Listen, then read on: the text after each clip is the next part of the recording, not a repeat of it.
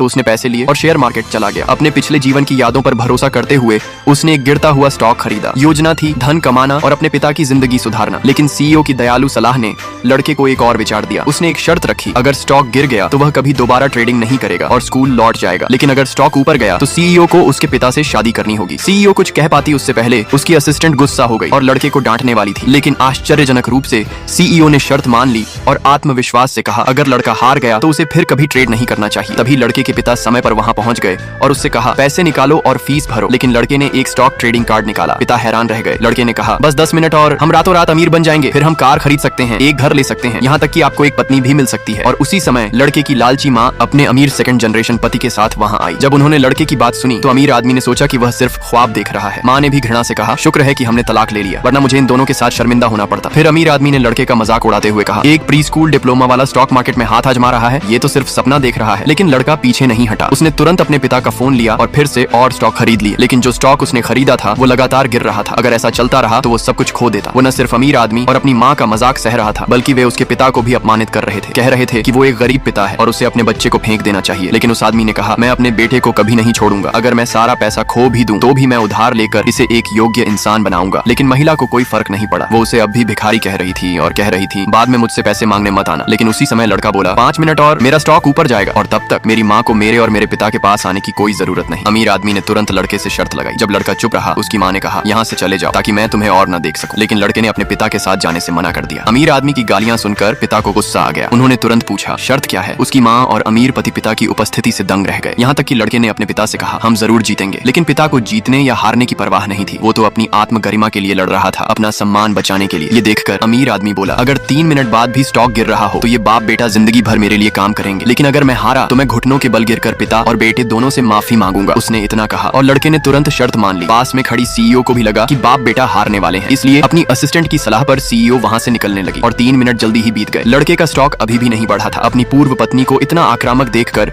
उस आदमी को कोई रास्ता नहीं सूझा। उसने उससे विनती की कृपया लड़के को मत सताओ, मैं सारी जिम्मेदारी लूंगा। लेकिन अमीर आदमी उन्हें छोड़ने के मूड में नहीं था। उसने मांग की कि पिता घुटनों के बल गिरकर माफी मांगे और उसके मनोरंजन के लिए कुत्ते की तरह भौंके, फिर वो लड़के को माफ कर देगा। शर्त को निभाने और अपने बेटे के लिए वो आदमी झुकने ही वाला था। तभी एक आवाज अचानक लाउड स्पीकर से गूंजी और जो उन्होंने सुना उसे सुनकर हर कोई हैरान रह गया। कभी कभी हिम्मत आखिरी सेकंड में रंग लाती है। अगर आपको ये कहानी छू गई तो कमेंट में जरूर लिखें इज्जत सबसे बड़ी जीत है और ऐसी ही कहानियों के लिए सब्सक्राइब करना मत भूलना।